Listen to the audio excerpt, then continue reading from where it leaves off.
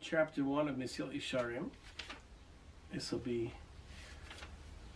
a third or fourth video on chapter 1, depending on how I decide to edit another video in this one.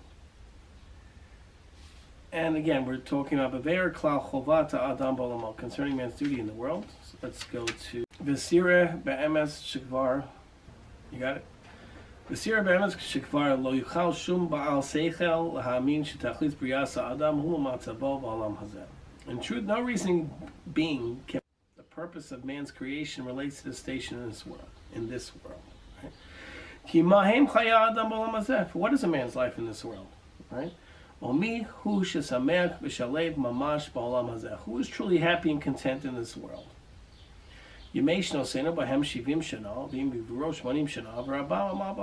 the days of our life are 70 years, and if exceedingly vigorous 80 years, and their persistence is but labor and foolishness. Now again, that was written by David HaMelech in Tehillim, right? So that was in the times where people didn't live as long as they do now, at that period of time. Nowadays, I guess you would say the days where our lives are more like 80 years, and exceedingly vigorous 95 years. Of course, we try to live until 120. Well, we don't really bless people to live longer than that, because that's the amount of years that Moshe Rabbeinu had lived on this world, in this world. So again, going back to the original discussion that we had in the beginning of chapter 1, what is the reason why we're placed here in this world? Is to derive pleasure from the Shekhinah, right?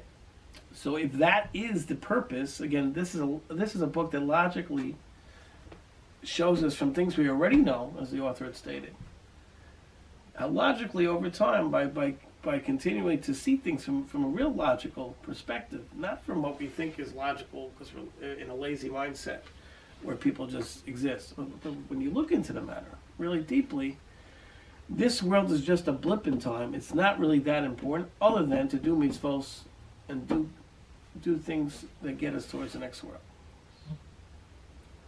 And in the next world is where true happiness exists. And true happiness is being close to Hashem, closer and closer to Hashem. That's true happiness. So therefore, nobody can believe that the real purpose of this world is in this world. And there are a lot of people who live for now. Carpe diem. Sometimes there is an idea of carpe diem. Let's seize the day, from the Greek. Not that I'm saying to learn much about Greek. Sometimes you can use an idea that has potential negative. You can use carpe diem, like live now, don't worry about what's going to happen. That could be very negative. Or it can be positive. Carpe diem, seize the day. Do this good now. Or correct this wrong now. It's right in front of you. There's a lot of wrongs in front of us that a lot of people aren't correcting. So everything has a negative and positive potential. Some are more even, some are more distant about their potentials, depending on how you choose to go about it. In this world, we have an enormous positive potential, but the end isn't this world.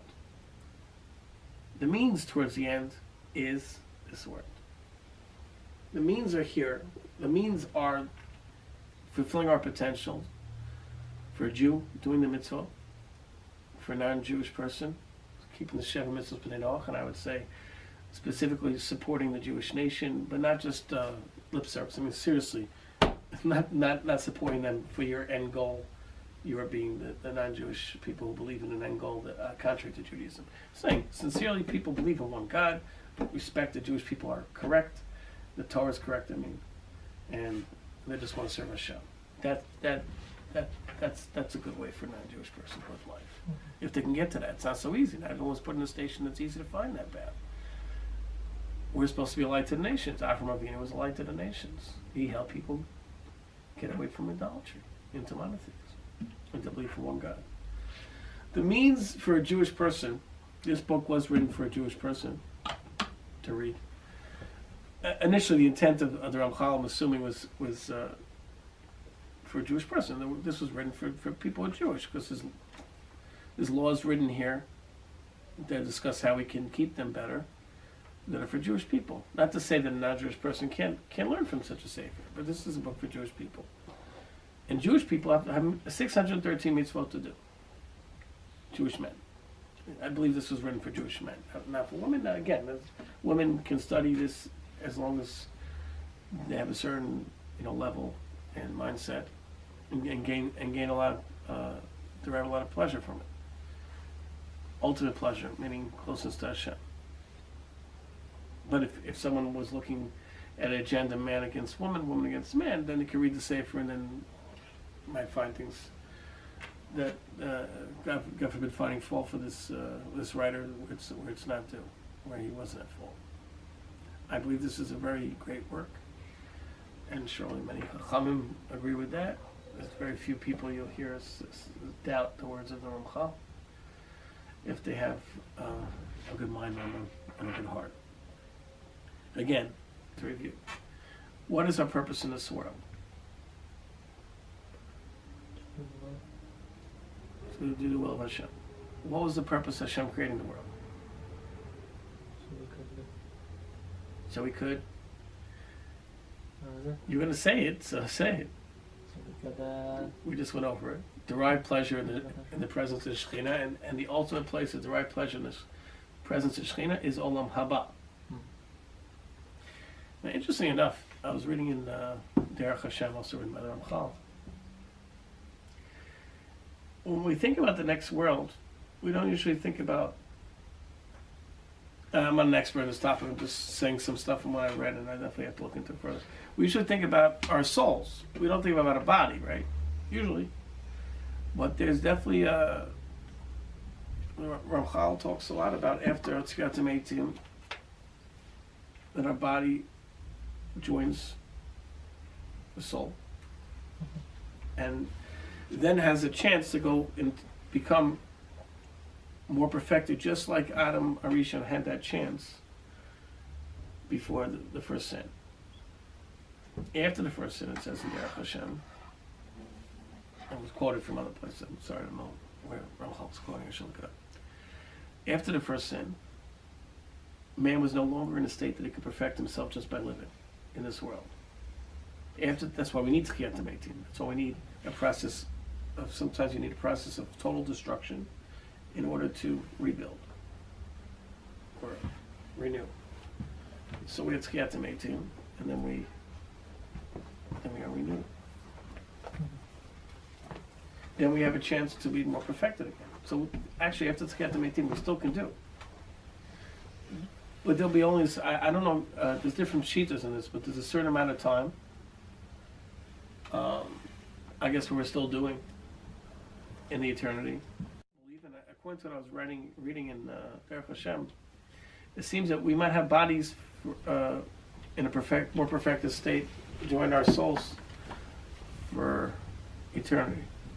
But that's not everybody, I don't think, goes like that. So I'm not an expert in this topic, so I don't want to say too much. If there's any questions, please ask your rabbi, because I'm not explaining that clearly. Definitely look at the Derech Hashem. Derech Hashem is a great work, and definitely can bring a lot of enlightenment and understanding, and open your eyes to more truth and what our true purpose there is. Our true purpose here isn't just about here. That's what we should understand. Our true purpose here is part of a plan, part of a whole plan for human beings towards eternity. So if we just remember how crucial what we do here is, we would be able to work more effectively as a human team and a Jewish team to do things more right. Unfortunately, nowadays, less and less people are reading works as Mesillat Yesharim and Derech Hashem. Even from 30 years ago, I find less people read such works now. And I think a lot of it is because if you read such a work, you'll feel responsible not to be corrupt in a lot of ways, that the community is running corrupt. But interestingly enough, even some of the organizations that are running corrupt based on money still pitch read Mesillat Yesharim. So it's a very interesting dynamic. I mean, in general, there's a lot of corruption in the Torah world. Let's just talk straight. It doesn't belong. They still tell you to learn Torah. So it's an interesting thing. It's an interesting thing. And there's definitely value in learning Torah, even if you end up being corrupt. You still get credit for learning Torah. Hopefully that Torah the next day will teach you to repent. I'm not perfect, so I have some corruption in me too. I'm on an organization level, but I'm inside myself. I have to fix things. We all have something we got to fix on different levels. So just because I say something about other people doesn't mean that I'm so great myself. I'm just so willing to talk openly and more honestly. Okay, let's go on. How many different kinds of suffering and sicknesses and pains and burdens? And after all that, death. Like some people say, like, why cancer? Like, why God do that to somebody? Just know there's a reason for everything.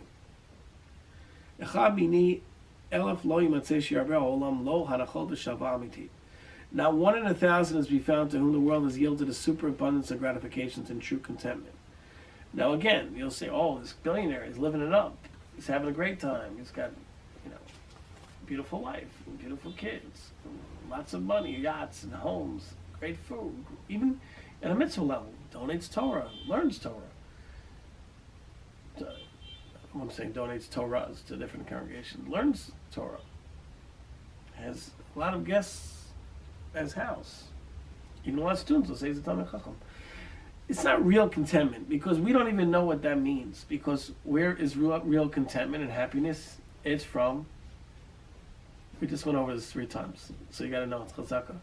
It's from deriving pleasure from spending, from being closer to Hashem, and the only way to attain that closeness and our level towards that closeness is in this world. So it's a very interesting dynamic. In such a short period, it means so little. In the scheme of things, yet it means everything in the scheme of things. Now, we don't want to put too much pressure on ourselves so we can't function. So it's not so simple. How do you be a human being? How do you be a Jew? How do you do things where you don't put so much pressure on yourself, but yet you don't become too relaxed?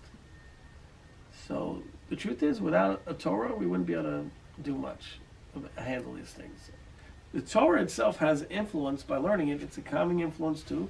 It helps us deal with stuff because it's so great and so important and so true. It helps us figure out our way if we really learn Torah correctly. Talmud Torah keneged kulam. V'gam hu ilu yagil mea shana kvar avar uvatel me'olam. And even one who attains an age of 100 years passes and vanishes from the world. Weiter. V'lo od ela she'im tachlit briyat ha'adam hayol tzorach ha'olam hazeh. Furthermore, if man had been created solely for the sake of this world, lo yatzarich b'nei zeh she'tznupak bo neshama kol kach chashuva v'yonah she'tiyeh g'dolo yoser min ha'malachim atzmam. He would not have needed of being inspired with a soul so precious and exalted as to be greater than the angels themselves. Kol shekain shehi eino motza shum nachas ruach v'chol inugei zeh ha'olam. Especially so in that it derives no satisfaction whatsoever from all the pleasures of this world. This is what our sages of blessed memory taught us in Midrash Kohalat. In Vav, Aleph, in Vav, Pasuk, Zayin.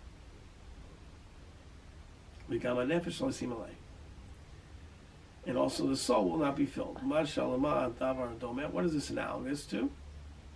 Li'ironi shenasa bas melachim, to the case of a city dweller who married a princess. Im yavi lo kol ma sheba'olom. If we brought her all that the world possessed, it would mean nothing to her. Inam chashrim laklum. She bas melech because she was the king's daughter, so she's used to all that. Kacha nefesh, so it's with the soul. Ilu hevesa lo kol madanei olam. If we brought all the delights of the world, there would be nothing to it.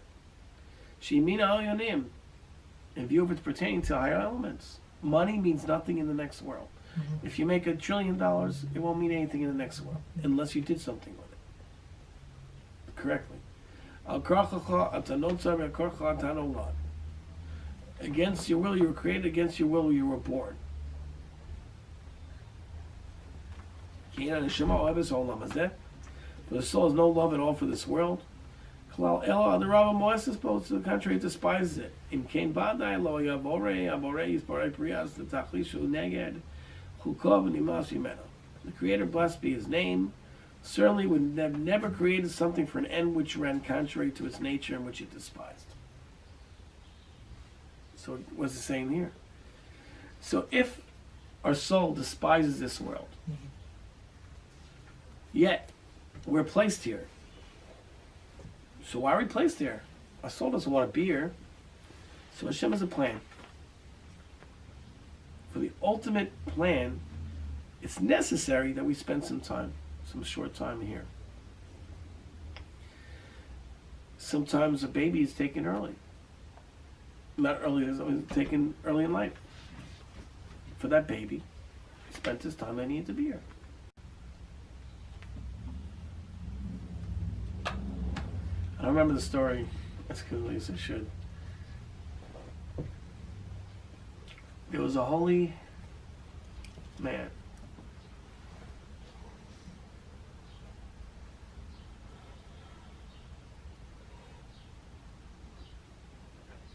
He had 10 kids. I might be saying the story wrong, but there's a point to it. One of his kids died at 4.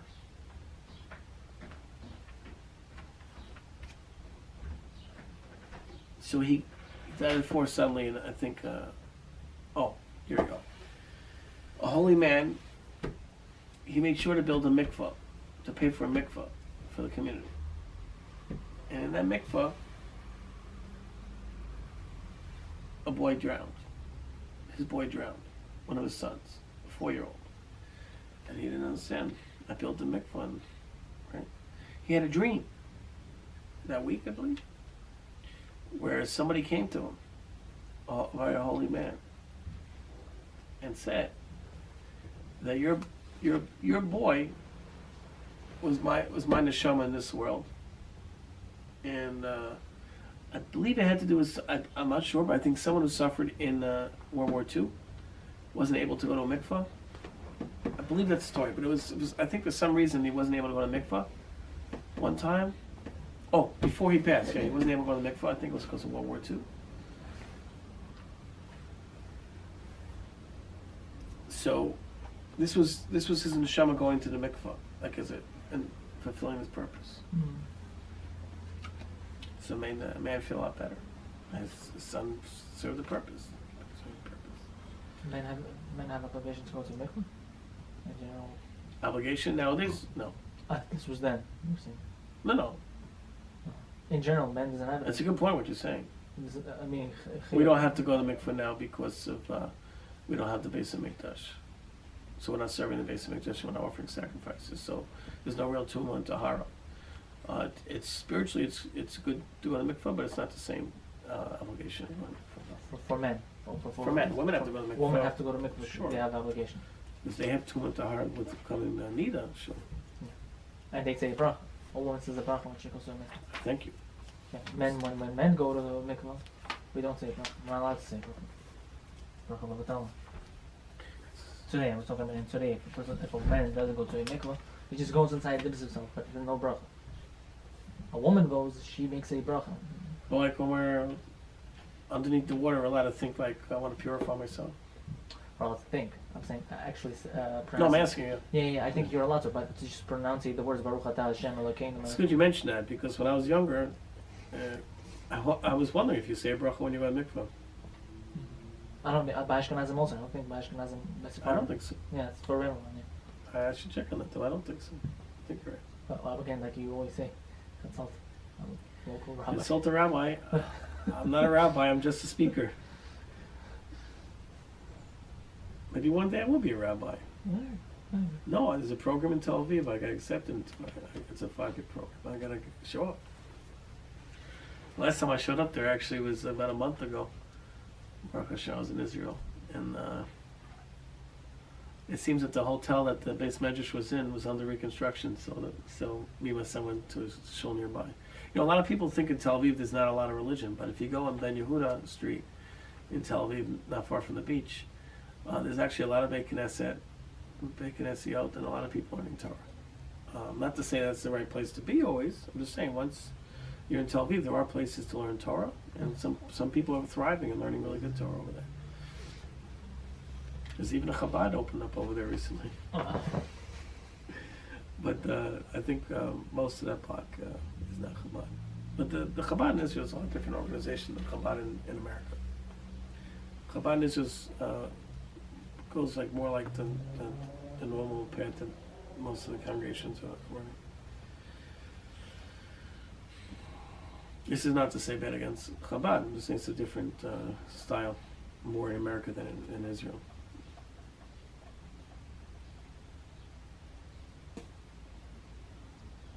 Okay, so Kacha nefesh, so's with the soul. If it were brought all the delights of the world, einam klum lalama, it'd be nothing, right? So again, Hashem created this world for an end that doesn't run contrary to its nature. That there's an end that runs for its nature. So this is the beginning of a sefer. It's going to build over time to teach us step by step, and using our logic we already know, if we think about it, things will make sense. Why do we put in this world, and what are we supposed to be doing here, and how do we improve? Elabria social Adam, man was created then. For the sake of a situation, for a situation in the world to come, therefore, a soul is placed in him.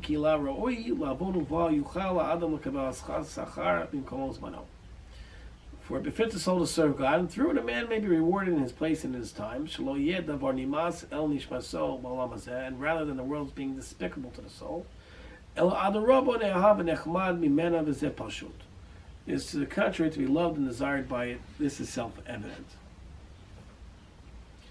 I don't know if it's so self-evident. Some people are going through some hard times trying to figure out what we're doing in this world. But if we really look into things, by the way, that last statement, I'm not trying to question the Ramchal saying it's self-evident. I'm just on my lower level. I've been through times where it wasn't so self-evident what I'm supposed to be doing here. Baruch Hashem, lately, things seem more evident what I'm supposed to be trying to achieve. Avram reminded me to make sure the public knows, who's watching this, if I ever say a bracha on camera, if you ever hear someone saying a bracha on camera, you don't say amen. When you watch it on the video. When you watch it on the video. Because it's not live anymore, right? It's not live. It has to Because be it's live. not live, because the bracha didn't happen at that time. So wait, let's say someone sees a prayer service online. No, let's say Rabbi Mizrahi gave a lecture a week ago and made a shackleton a week ago. If you're watching it today, can we answer Amen? He's gonna make a That's a very good thing you're saying, Avram. Because he's gonna answer Amen. It's not live. I broadcast sometimes with 6-second tape delay. Yeah, that's the thing. It's not at the same second. You're saying it's not Yeah, within the same. that's a good question. But with today's technology, they have within the same second. Actually, They do, yeah. They do. So I'm saying within the second, if you do hear it, do you answer Amen? Live broadcast. I would like to find out that one. I don't Okay, know. let's go on.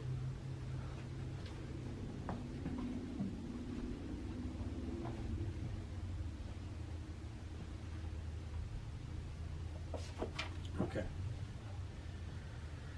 So we're put in this world, and our soul suffers initially, but it's for the benefit of our soul that we're put here. Because Hashem would never do anything that's not for our benefit. Because the whole goal of creating man for Hashem was, I'm using words of English, goal in this. Goal and Hashem goal. I don't know how it pertains to, we don't know how Hashem is. Hashem is everything and we're nothing. But Hashem allows us to use these kind of words in relation to Hashem. Hashem's purpose for creating the world was to have his subjects derive benefit from the splendor of his presence. He loves us. We're his children. That's why it's so important that we have a Ahavat Yisrael, and furthermore that we care about our fellow human being too. It's a little harder to know how to approach that, because some people are against us. So it's hard to really show love to someone who's against you. We could pray that the people turn themselves around and are against us, but not everyone's against us. And we shouldn't create a situation where by us alienating the rest of the world that we cause them to be against us. We should be trying to bring light to the world. This is a time nowadays, in our times, we have access to the world. We can spread truth to the world. I'm not supposed to teach the world Torah, Pshat. We're supposed to teach them Shem Mrs. B'nai. I mean, unless somebody really reached out and continually asked us to teach because they wanted to become Jewish. In the future, that's going to be happening more and more. You see already a lot of people becoming Jewish, but it's going to be more and more. We have to be careful not to bring in the wrong people. We have to be careful. There's a lot of non-Jewish people in Israel now. So some of them want to become Jewish. Some of them want to be part of the, society as a Jew. I do some work with, I have an affiliation with a Danish model who's from Israel. And she was thinking of becoming Jewish. I don't know if she's done it yet. Because, if you live in Israel and you're brought up around the Jewish customs and all your friends in Israel are Jewish pretty much, it's kind of like, here you have some people became a different religion because all the people around them were that religion. So in Israel is the only place you have the majority is Jewish, at least for now. We have to fight to stay that way. Okay, let's go on. Meaning, after recognizing this, we'll immediately appreciate the greatness. The greatness of the obligation of the mitzvahs placed upon us, and the preciousness of the divine service which lies in our hands. For these are the means which bring us to true perfection. A state which without them is unattainable.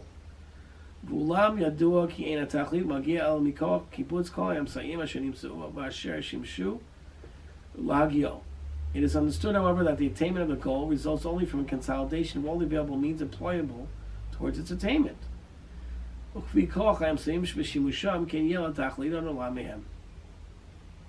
the nature of resultant is determined by the effectiveness and manner of employment of the means utilized towards its achievement. And that the slightest differentiation in the means and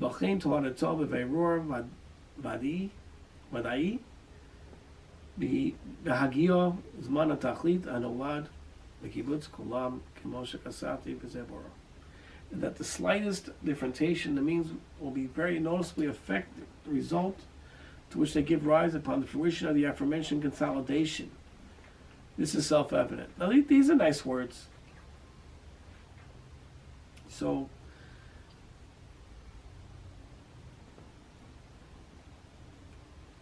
the short period of time here is also so important. So important. And every speck of everything here that we do here in relation to the mitzvot, how we do the mitzvot, matters so much. So as much as we might think, well, this world doesn't really mean that much, next world's everything. Hashem created a system, this world means so much towards the everything. We gotta be really truthful with ourselves. And that's what this work's about, teaching us how to be truthful of ourselves and look at things realistically, logically, from truth. How to improve ourselves.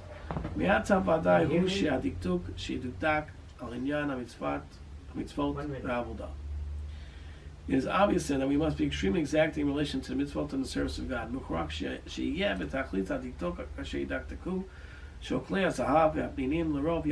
Just as the weights of gold and pearls are exacting because of the preciousness of these commodities.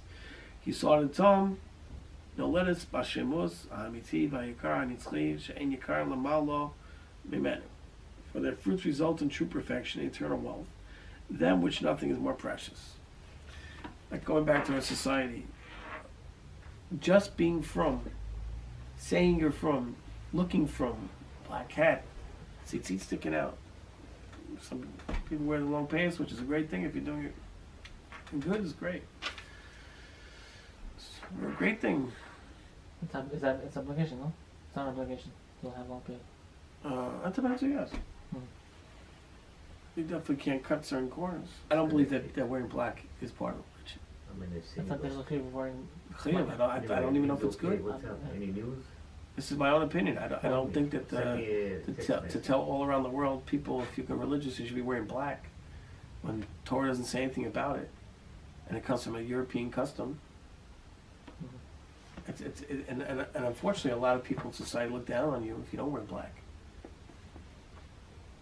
And there should be a lot more talk about this, black not being that important. We're wearing black for certain reasons. We decided to distance ourselves from the rest of the community. So what color should we wear?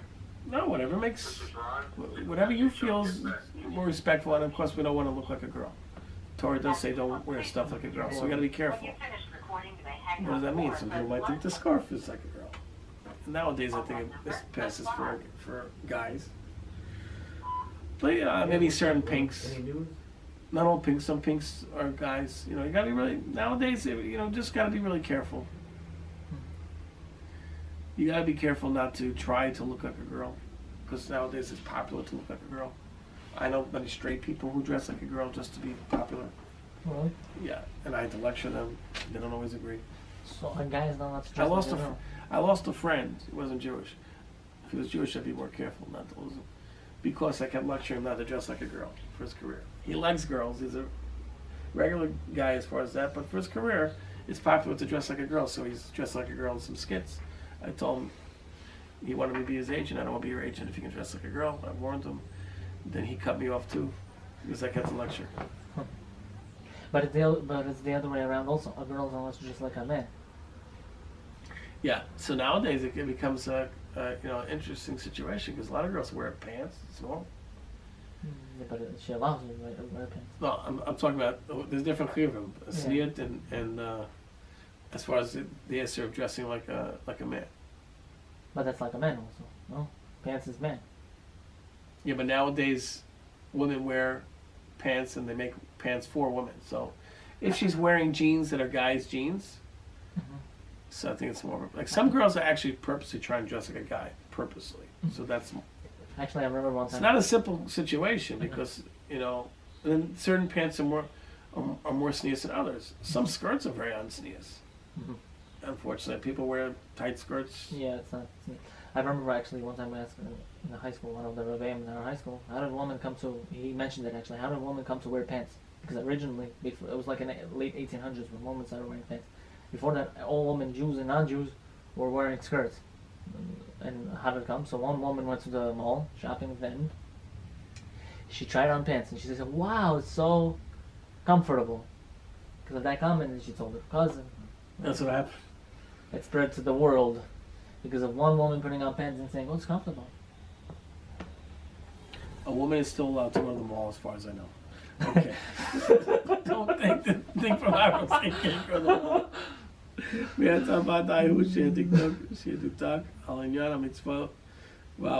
is obvious then, because you might have put a gate there around the issue, so you can't go to the mall anymore. If you're a woman. But then the woman say, "But Hashem created this world so it derived pleasure from the splendor of the presence of the Shekhinah. These clothes make you feel closer." No, women are allowed to dress themselves. Men are not, no? Or also. Well, I said a woman's allowed to have nice clothing. She's allowed to go to the mall. She shouldn't spend all day in the mall. Unless she really likes it. Maybe she's teaching Shemos B'nai Noach to the girls, and she could spend all day in the mall. So there's always a reason why you could be somewhere. It is obvious then that we must be extremely exacting in relation to the mitzvot in the service of God. Even if she's teaching Shemos B'nai Noach in the mall, she has to be careful not to do it in a way that's against the law. In other words, you can't harass the customers. So you'd have to do it in a way that you got permission. Just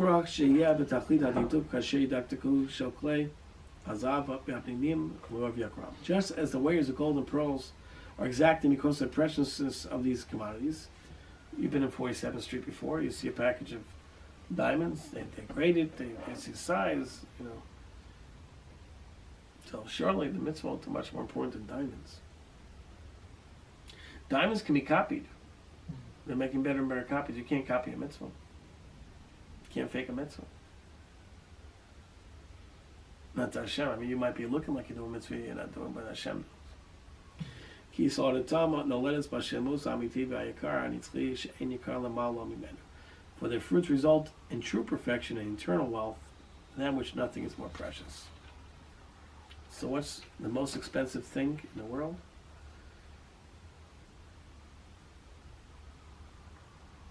In Israel they say expensive. They say someone's dear, they say expensive. Because the word for dear is like achi, I mean, the word is yakar, right?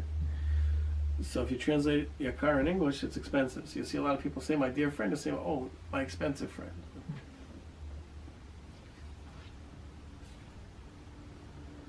So what's the most dear, precious commodity that doesn't just grow on trees? Mitzvot. But you wonder, like, if you put $1 billion of diamonds where you put a mitzvah, which one do you think most of the people would go for? It's a test, right? Mhm. Let's bring chapter 1 home for now, because as the author says, we should always continually review. Nimseinu lemedim ki ikar mitzius ha'adam ba'olam hazeh hu rak l'kayem mitzvos v'avod l'amod b'nisayon. We thus derive that the essence of a man's existence in this world is solely the fulfilling of mitzvot. Ba'anot ha'olam in ra'oi sheyu lo elo la'ezer l'siyuo v'yovad l'sheyu lo nachas ruach v'yishuv da'as l'man yuchal l'fanosi bo el ha'avodah zos v'motel zolav. The serving of God and the withstanding of trials and the world's pleasures should serve only the purpose of aiding and assisting him by way of providing him with the contentment and peace of mind requisite for the freeing of his heart for the service which devolves upon him. It is indeed fitting that his every inclination be towards the Creator.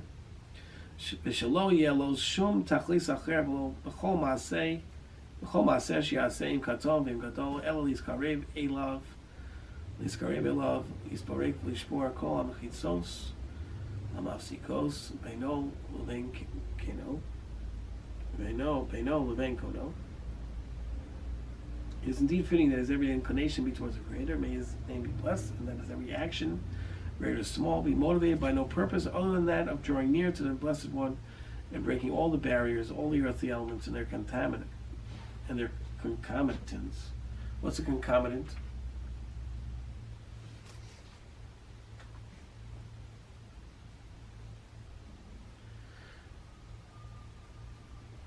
Anyway, earthly elements and things that will draw us away from Hashem. They stand between him and his possessor. Possessor is Hashem. Until he's pulled towards the Blessed One just as iron to a magnet. So, if we put time into serving Hashem, if we really pray Shema Yisrael Hashem Elokeinu Hashem Echad, V'ahavta es Hashem Elokecha, B'chol levavcha, all our heart, B'chol nafshecha, all our soul, V'chol me'odecha. Me'odecha can be might, it can also be monies.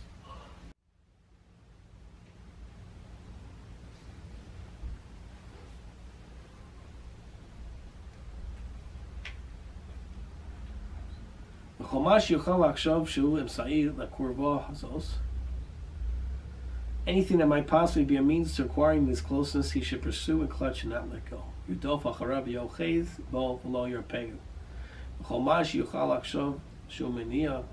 And anything which might be considered a deterrent to it, he should flee from the fire. This morning, I texted a rabbi, important rabbi, Makazeo. I know well. He was a good man. And I was concerned that if I don't mention that he should be aware more about the community and his place in the community, his ability to fix things in the community. A lot of people don't. A lot of people don't talk to a great rabbi and mention things he should be aware of and be scared of. because of the fact that we know corruption exists in our community. In Jewish community, in almost any Jewish community nowadays. Unfortunately. And this is not the state of things for the future. The future will be more perfected. We have the history of the Jewish people. Right? The Erev Rav. After we got a Torah, there was What is the Erev Rav? the Erev Rav are, a lot of them were the people who Moshe helped get converted. Without consulting with Hashem. He did it on his own. He wanted to do good. But he never asked Hashem. The process was sped up a little bit, and there were people that weren't as genuine about about serving Hashem. But today we don't know who's Erev Rav or not, right? You say? We don't know, but there's some indications when if you see people acting a certain way in the guise of their religion, some people can start saying, well, maybe that's Erev Rav. What I'm trying to say is that the money is playing too much of a part in our community in driving the force of how things get done. If you have more money, you have more say. It's not the way it should be. It's not the way of the Torah. If there's a big dinner somewhere, and they say you can come if you have $600 a couple, why is it the only people with $600 can come? Let's say you don't have $600. You're not part of the team. You can't celebrate a great cause. You can't give $20. You can't give $40. You're not good enough. Why does it have to be so fancy?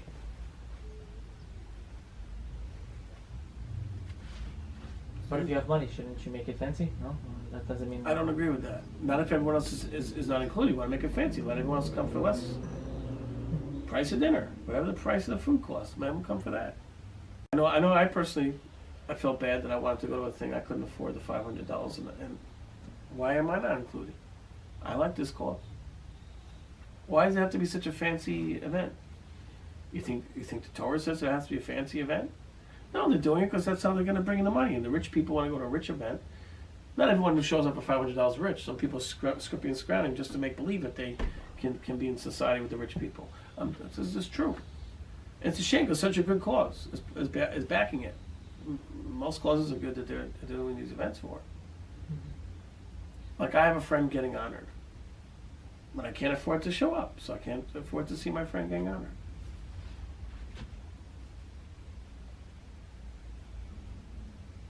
And even if I did, I don't know if I want to put $600 into a meal. I'd rather give it to the organization themselves. But I need to go to a meal. Look, a lot of things are used as a disguise to make a show out of things. It's the truth. If there was a real, genuine process, you wouldn't, and not a lazy process. I think it's a lazy process just to collect money from the rich, or richer. If you really want to collect money for this organization, let other people come, let other people participate, and then you'll get little bits from here, little bits from here. There's a lot of people out there who didn't show up for $600 a seat. This is my own opinion. This is not from the Torah. Okay, so the end of chapter 1. It's very important. This is most important coming up. Point here. Okay. V'chomash yochal akshov shehu meniya azeh yivrach mimenu kivrach min ha'esh v'cheinyan shneimar tehillim sama gimel tet davka nafshi acharecha bi tamcha yaminecha. And anything which might be considered a deterrent to it, he should flee from his fire, as it stated, my soul clings to you, your right hand sustains me. Kivan shebiyasol ha'olam eino elo ha'tachlit hazeh dahainu la'asig es ha'kurva Azos b'malto nafsho mikol mon ehol umafsi deho. For a man enters the world only for this purpose, to achieve this closeness by rescuing his soul from all the deterrents to it and from all that detracts from it. After we have recognized the truth of this principle, yesh lanu lachakor pratov levi madrigoseim mitchilas hadavar biad sofo.